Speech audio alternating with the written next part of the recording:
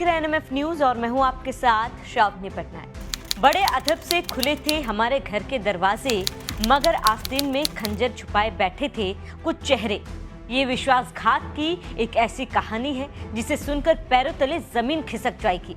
जरा सोचिए, आप अपने घर के ड्राइंग रूम में बैठे हैं, अचानक बाहर सायरन बजता है, नीली लाल पत्ती वाली गाड़ी से कुछ रौबदार लोग उतरते हैं, कंधे पर चमकते सितारे, हाथ में वायरलेस और आंखों में कानून की वो सख्ती जिसे देखकर अच्छे अच्छे की पसीने छूट जाए।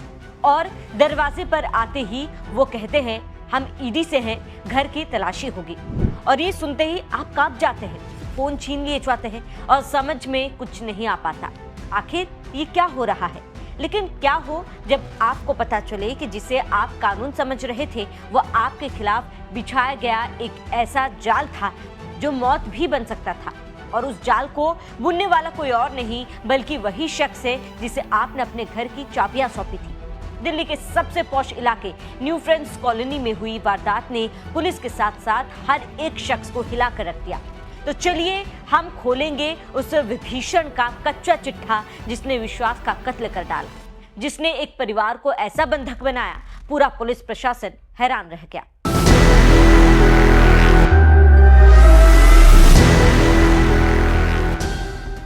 सन्नाटा, खौफ और फिर विश्वासघात।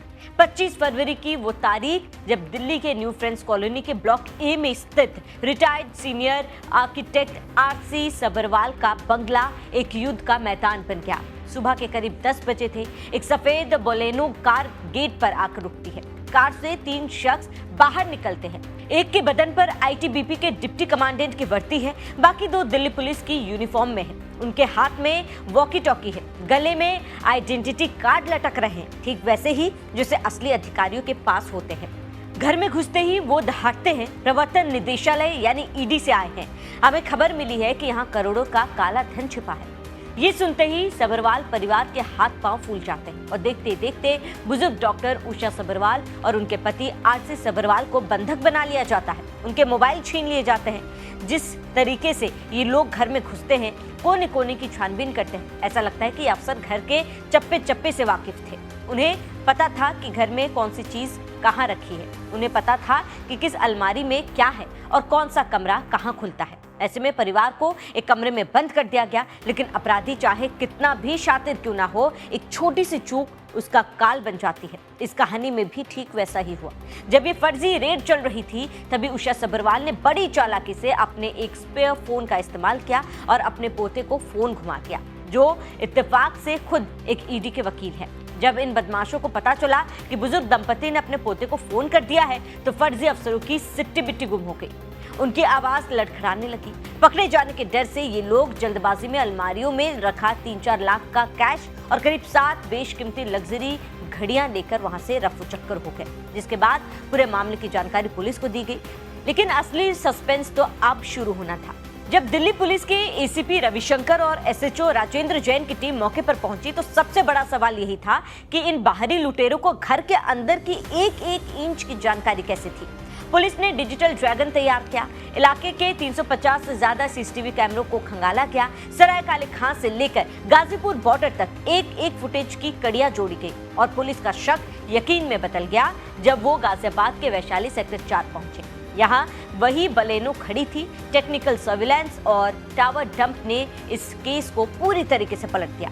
पता चला कि वारदात के समय वैशाली और सबरवाल साहब के बंगले के पास कुछ नंबर लगातार एक्टिव थे। ये नंबर किसी डकैत के नहीं बल्कि घर की मेड रेखा देवी के करीबियों के थे। जांच की आज जब रेखा तक पहुंची तो विश्वास की नींव हिल गई। पता चला कि इस पूरी डकैती की मास्टरमाइंड घर की कामवाली रेखा देवी और उसकी ननद पूजा राजपूत थी। रेखा ने ही पूरी रेकी की थी। उसे पता था कि घर के लोग कब सोते हैं, कब जागते हैं और माल कहाँ रखा गया है। पूजा राजपूत के घर छापेमारी हुई तो पुलिस की आंखें फटी की फटी रह गई। वहां से आईटीबीपी की वर्दी, फर्जी आईडी कार्ड, वायरलेस सेट, एक पुरानी पिस्टल जिसका लाइसेंस 2019 में खत्म हो चुका था और वो 7 कीमती घड़ियां बरामद हो गई। इस मामले में जितने लोग शामिल थे सबको दबोच लिया गया।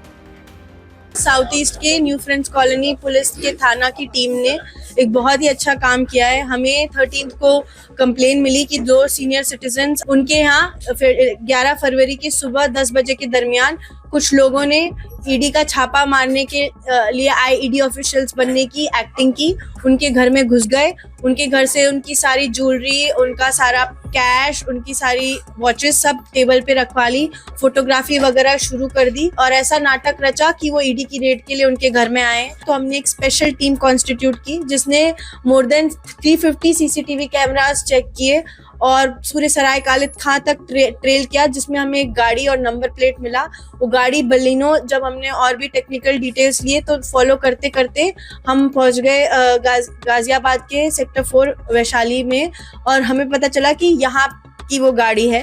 तहकीकात की तो पता चला कि जो मेड है वो भी इस पूरे चीज में, उसका भी काफी एक्टिव रोल है। मेड रेखा की सारी जब टेक्निकल सर्वेलेंस की तो हमें पता चला कि रेखा के ही रिश्तेदार सेक्टर 4 वैशाली में रहते हैं। तो रेखा के घर से हमें 6-7 लग्जरी वॉचेस मिली, रेड में यूज हुई फेक यूनिफॉर्म डिप्टी कमांडेंट की, आईडी कार्ड, वायरलेस बॉक्स, एक पिस्टल जो कि लाइसेंस जिसका 2019 में एक्सपायर हो चुका है, और ज्वेलरी आइटम्स, ये सब हमने पूजा के घर से। अब सुनिए, इस लूट को ठीक उसी तरह अंजाम दिया गया जैसे फिल्म स्पेशल 26 में अक्षय कुमार जांच एजेंसी की फर्जी टीम बनाकर अलग अलग जगहों पर छापा मारते थे और वहां से माल जब्त करने की बात बताकर सोना चांदी और कैश लेकर वहां से टीम के साथ फरार हो जाते थे। ये एक फर्जी छापेमारी और असली लूट होती है और इसी फिल्म से शायद इस फर्जी छापेमारी और असली लूट की स्क्रिप्ट लिखी गई थी। सोचिए, रेखा ने अपनों के साथ मिलकर उस घर को लूटा जिसने उसे रोटी दी। रेखा और पूजा अब सलाखों के पीछे है, जबकि प्रकाश, मनीष और उपदेश सिंह थापा अब भी फरार है। लेकिन ये डकैती महज एक अपराध नहीं, बल्कि उन करोड़ों लोगों के लिए एक सबक है जो बिना पुलिस वेरिफिकेशन के अपने घरों में नौकर रखते हैं। याद रखिए, जिस हाथ को आप मदद के लिए थामते हैं वही हाथ कभी आपकी गर्दन तक भी पहुंच सकता है। खैर, हमारी तरफ से एक ही सलाह दी जाएगी, किसी को काम पर रखने से पहले सावधान रहिए, सतर्क रहिए, घर का पूरा भेद ही नौकर को मत दीजिए।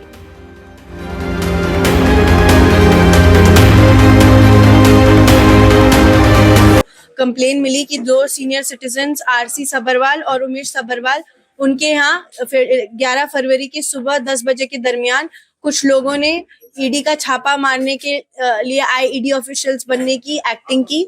उनके घर में घुस गए, उनके घर से उनकी सारी ज्वेलरी, उनका सारा कैश, उनकी सारी वॉचेस सब टेबल पे रखवा ली, फोटोग्राफी वगैरह शुरू कर दी और ऐसा नाटक रचा कि वो ईडी की रेड के लिए उनके घर में आए।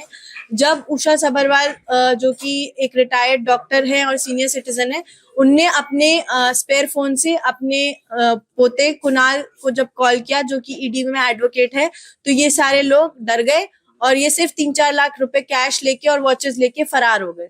अब जब ये चीज की गंभीरता को हमने देखा तो हमने एक स्पेशल टीम कॉन्स्टिट्यूट की जिसने more than 350 CCTV cameras check किए और सूर्य सराय कालिद खां तक ट्रेल किया, जिसमें हमें एक गाड़ी और नंबर प्लेट मिला। वो गाड़ी बलिनो, जब हमने और भी टेक्निकल डिटेल्स लिए तो फॉलो करते करते हम पहुंच गए गाजियाबाद के सेक्टर 4 वैशाली में और हमें पता चला कि यहाँ की वो गाड़ी है। फिर हमने जब और तहकीकात की तो पता चला कि जो मेड है वो भी इस पूरे चीज में, उसका भी काफी एक्टिव रोल है। हमने उस मेड रेखा की सारी जब टेक्निकल सर्वेलेंस की तो हमें पता चला कि रेखा के ही रिश्तेदार सेक्टर 4 वैशाली में रहते हैं।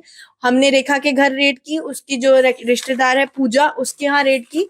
तो रेखा के घर से हमें 6-7 लग्जरी वॉचेस मिली और पूजा के घर से हमको जो भी रेड में यूज हुई फेक यूनिफॉर्म डिप्टी कमांडेंट की, आईडी कार्ड, वायरलेस बॉक्स, एक पिस्टल जो कि लाइसेंस जिसका 2019 में एक्सपायर हो चुका है, और ज्वेलरी आइटम्स, ये सब हमने पूजा के घर से बरामद किए। जी, इसमें 2 मेन मास्टरमाइंड रेखा देवी और पूजा राजपूत गिरफ्तार हो चुके हैं। 3 और हमें करने हैं। जो पूजा राजपूत का हस्बैंड है, उसका जो बेटा है और उनका जो ब्रदर इन लॉ है, वो तीनों अभी हमें अरेस्ट कर लिया। अभी तक इनका कोई प्रीवियस इन्वॉल्वमेंट सामने नहीं आया है। जो बाकी 3 फरार आरोपी हैं, जब हम उन्हें पकड़ लेंगे और तहकीकात करेंगे तो अगर कुछ सामने आता है तो अलग।